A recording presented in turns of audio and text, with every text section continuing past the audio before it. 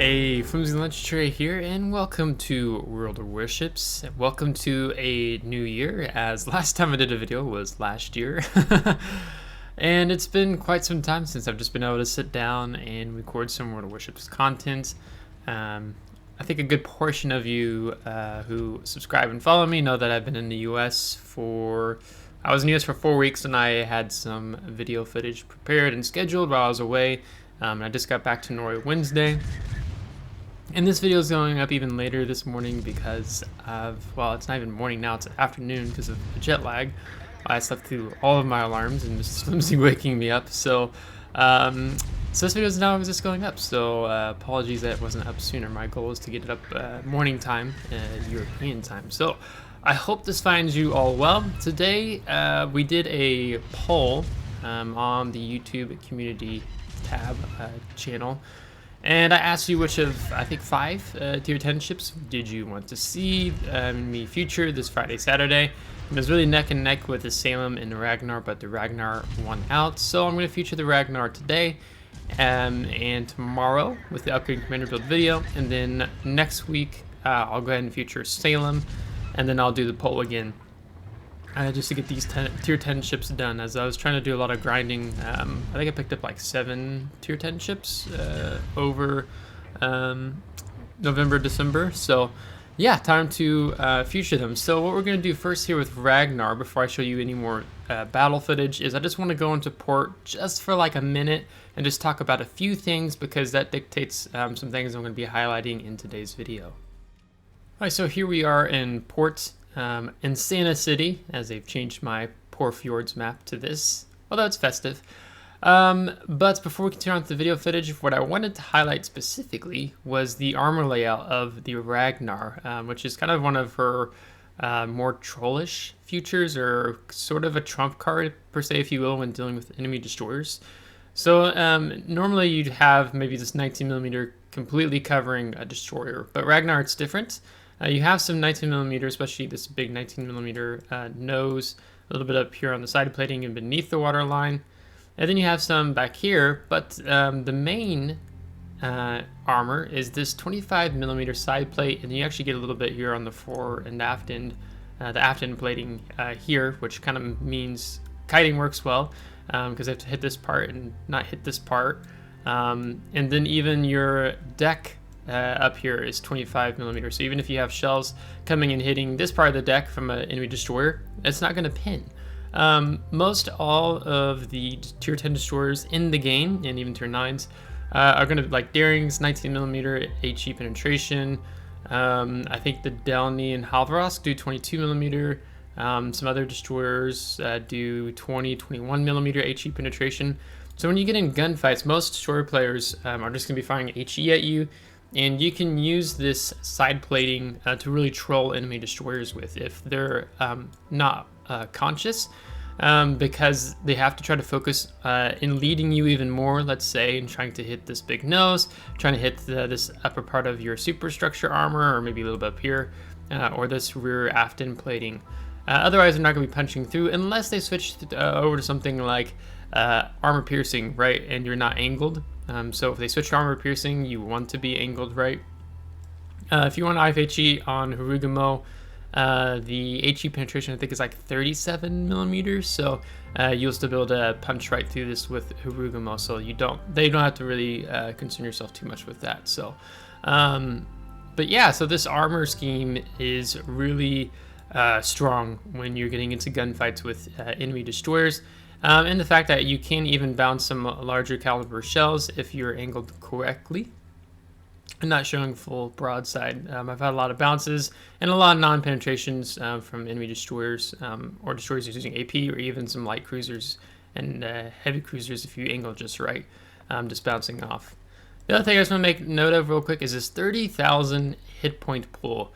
It's really strong, and that's where I begin to say you begin to transcend more into being a light cruiser, because of the very poor maneuverability. Your rotor shift time is 5.6 seconds, and your turning circle radius is 770 meters.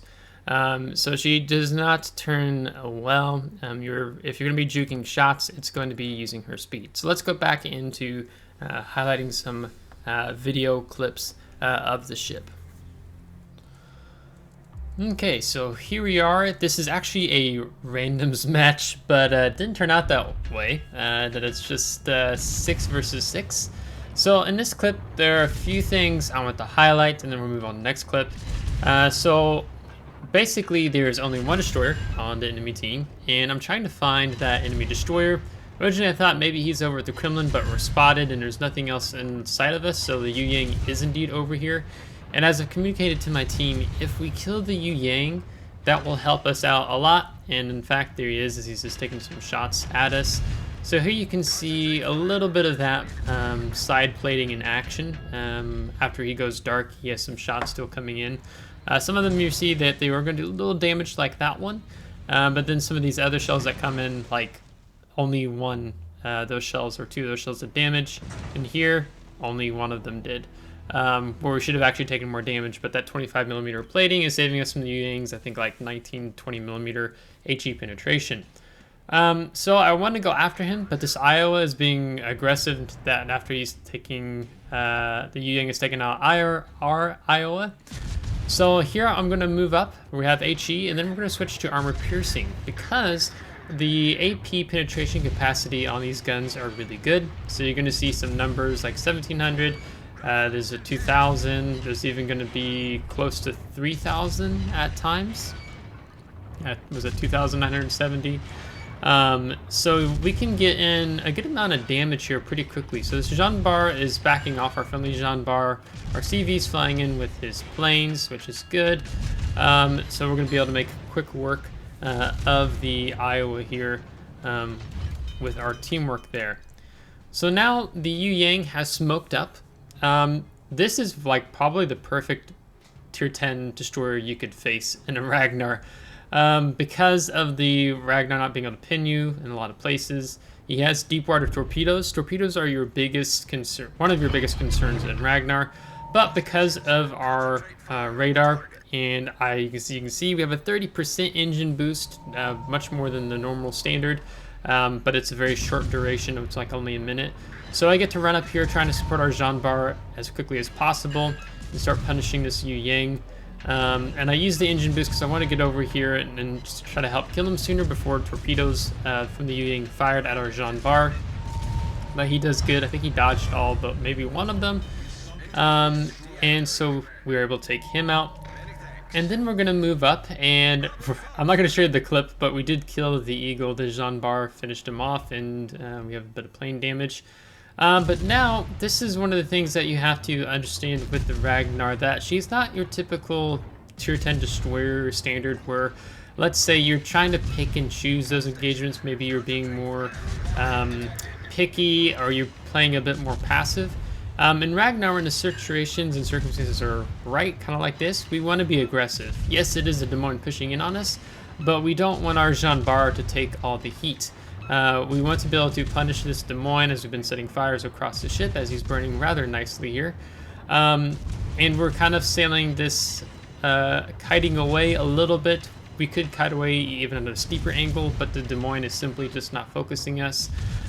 So we're going to continue to pound him, because us stepping on the cap forces the enemy come to us. So the Des Moines understands that, where the Iowa is a little bit more slower to understand. This next clip is one of the approaches I like to have with the Ragnar, is that she's kind of a second fiddle. So when I mean second fiddle is you have your, let's say your primary fiddle. So for us, that's the Summers right now, who's been contesting the cap, moving in. And as soon as this enemy destroyer reveals himself, you as the second fiddle steps in, and supports and tries to be that muscle for the Summer. So I'm often playing with Ragnar around the caps. So now we've pushed that enemy Ragnar away, and then we have an enemy Jinan who's here in the cap. And so he's just roughly right in there. He's just reversed in. And this is something you can do. Not a lot of players do this, but I'm going to start fishing for him because I want to reset him. And I don't want him to get the cap. I'm going to be very greedy here about trying to protect our caps. Because we currently control all three of them, and I want to put a lot of pressure on the enemy team. So we get 2 resets, we get 3 resets, and he's still in there, and he's left the cap. And now he stepped back onto the cap, so I simply come around the corner here. We're going to pop our radar. I communicated to our GK, hey, be ready. I'm going to pop radar on him, but I don't assume he's going to be ready, and indeed he's not. He's sailed behind the island there. So with our radar, we're able to stay dark here. I'm also not coming out fully because I don't want to get spotted by something beyond the Bravo. This Genon is going to just simply reverse back into our radar again as I'm trying my AP out here. See if I can't get some good damage here. The Genon is getting a little frustrated because, well, one, he can't see us, and he's a light cruiser that's supposed to be, you know, pretty strong against destroyers, but we're going to be able to punish him here, and as the smoke dissipates, we're going to see him again, and then our GK is going to be able to help us here. So there he is. So calling him out again, just trying to make sure that my GK understands the mission objective here. Our belt is actually, I think, going to take some non-pins from the Geon here, and then also he's just throwing a lot of shells at us, panicking, and he's shooting a lot of shells just over us. There he begins to connect a little bit more, not before we kill him and wrap up. So the Ragnar works really well in defending caps. This clip is a mistake that I make. I decided to go ahead and engage the enemy midway with the AA, and then he's going to fly away, but the mistake I make is I decide to start to go ahead and shoot at the Smolensk. Don't know why, but I wanted to include this clip because it's not only the Smolensk, it's also the Kleber, and you know, there's also the Yamato on the back, there's another destroyer around. So I'm going to take a lot of damage here real quickly. The Kleber is rather smart. You can see he actually almost got 5,000 damage in one salvo on us because he knew to switch to the armor piercing on our broadside. So I have to use the emergency engine boost to open up the distance. We're going to be now dealing with the CV who's come back in and trying to engage us. So I'm trying to duck and weave here a little bit. Use the rudder shift, even though it's not the best rudder shift for a tier 10 destroyer. And so we've just lost over half of our health. So you don't want to be the first destroyer detected at an enemy cap. So don't make or at a capture point. So don't make the mistake I did there. So I'm coming back in. The Smolensk has gone behind the island, so I'm feeling more okay pushing up as I am. The Kleber had moved away, but the Kleber is actually also going to be back just in the smoke screen. We see some of the shells here in just a moment. There they are. And we're gonna pick off with the gearing here. So I'm pretty sure, I'm thinking, I'm dead now. And this is kind of the strength where you can see the gearing's not getting a lot of damage, but as soon as I begin to angle, you're gonna hear some bounces. So you can see it's just hitting my belt. So we're not taking much damage now that I've angled out. And I'm really tempted to want to get both of my guns here on the gearing, but I know it's not smart to. Try to stay more angled, use that stern 25mm plating that I have, as the Yamato gets a salvo in on us there as well. And with 44 hit points remaining, we do take out the gearing. We put the island between ourselves and the Kleber, so we're able to go dark. And just in time, my repair party comes up. So now I want to angle away. After the midway's planes have flown into my AA, then I want to go ahead and prioritize the AA. It doesn't hurt to go ahead and start just taking some pot shots at the Yamato. We're going to use a little bit of free look here and holding our right mouse key and continue to fire, as I just simply want to find a gap in the torpedoes here. I'm still mindful that there could be some gearing torpedoes. Possibly he fired before he died. So that's why we still want to stay angled away. And sure enough, there's a one rack from the gearing, and we're going to move up and dodge them. Here, I would like to, well, I say like to, I'm not going to, but the enemy Kleber is in Bravo. The Kleber, you can see last spotted he was going through that chain, and he's there. So I have to pop the emergency engine boost again, and then I need to get away as far as possible. Knowing that the Yamato is likely to take a shot at me, I'm going to turn in and showing more of my side to the Kleber and the Kleber, but I don't really have a choice. I'm also going to be horizontal, sideways to the dive bombers from the enemy midway, as that's the best way to avoid taking the damage. And then we're simply going to turn out. We prioritize our AA again, and we're going to use our speed. Your rudder shift isn't going to be helping you dodge a lot of incoming salvos, like something that you can do really easily in daring, as an example. But what your strength with the Ragnar is, especially when you have that engine boost going, is simply accelerating and deaccelerating to avoid a lot of that incoming fire. So you can see, I think we increased our potential damage by like over 500,000 there. Now, you might be wondering, why am I deciding to pick a fight with Yamato with this low health? And that is because our team is not doing well. Our flank at A is falling apart, and we really need to push through and get to the C cap here. So I'm having to play a little more aggressive than probably what I'd like to in this scenario. The midway's planes are coming back. Again, I wait for him to fly in my A to start shooting, and then I prioritize the A sector to get even more damage. We turn out, we're going to avoid the Yamato salvo, and then we're going to re-accelerate until we juke the midways AA rocket strike. And so we're going to keep focusing, prioritize the A sector again. I'm turning because I've prioritized the left side of the ship's AA, and the Yamato is not even going to bother taking a shot at us anymore, it appears. And so he's going to just simply disengage. Now, I need to hopefully step into this cap, but we're continuing to hemorrhage ships, we're hemorrhaging points. So the sooner I get onto this cap, the better. Thinking I'm going to be able to sneak past the enemy midway here is unfortunately not the case because he drops fighters. The fighters spot me, so we're going to prioritize our A sector immediately. And then with torpedo bombers, you either want to turn in towards them or you want to turn away from them. Turning away is probably the best because then you have more time to avoid torpedoes. When you're turning in, you have less time to react, but when we killed our throttle, we simply chose the window and we're able to avoid them. And still prioritizing our A sector again. It comes off cooldown pretty quick in Ragnar and pick up our AA defense experts. And we're going to keep shooting the midway. It's going to take a lot for us to be able to kill the midway if we were hoping to. I really want to get the kill, of course, because we're so behind in points as we've just hemorrhaged so many ships in this battle.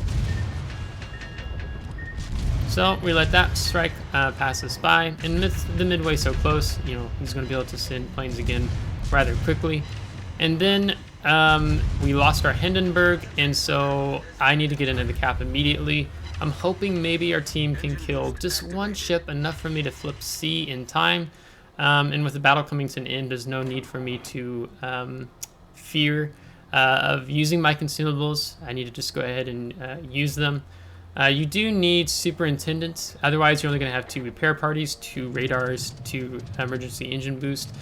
So taking superintendent is going to give you 3 of each, and your consumables is what helps you be really strong.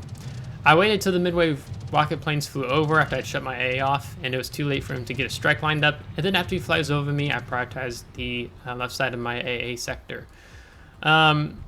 But these consumables make the ship really strong, and I'll talk more about that in tomorrow's upgrade and commander build video as we're drawing closer to an end. So this battle's going to wrap up, but I want to point out something in the post-battle results. So here there's 3 destroyers versus our gearing, and unfortunately he's just going to go down. So we're going to go into post-battle results. We actually got Dreadnought as well, and Dreadnought with destroyers with repair parties I think is hysterical. And I want you to pay attention to how much health, how much damage we took.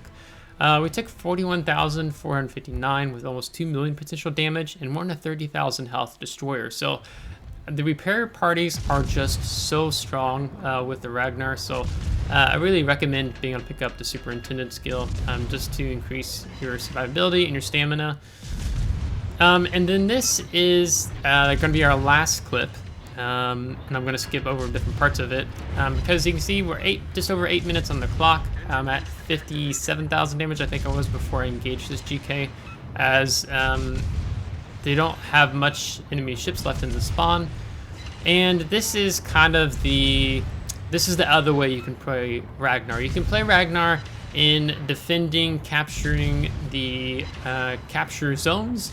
And then the other way, which to me is a little bit more boring in Ragnar to do, and this is to farm to play for damage, where you just simply stay at range and you just focus enemy battleship. I popped my engine boost. I wanted to get outside of the secondary range of the GK, and now I'm just working to put fires on his ship. So we put one on the main structure of the ship, we put one on the stern, and then I was trying to go for a run there in the beginning. And here you can see just 4 minutes. So we've almost 4 minutes of farming him. We've gone from 57,000 damage to 146,000 damage and picking up the Witherer. So this GK was, I know he probably was definitely not happy with me, but he doesn't have the support. When you catch battleships out alone like this, there's just not a lot they're going to be able to do.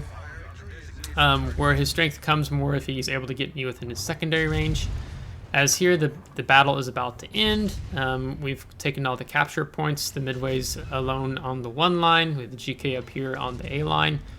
And the time is going to run out before we're able to kill the GK with over 180,000 damage. So, again, we're going to post battle results. I specifically want to point out the damage we received as a whole when using our repair parties. We're not going to place very high on the team because we were really just playing that farming. We didn't do any capping, anything like that. And it's going to be 43,182 damage received. So, tomorrow we're doing an upgraded commander build of the Ragnar. So I hope you subscribe if you're not already subscribed. And we will see you tomorrow. So until next time, take care.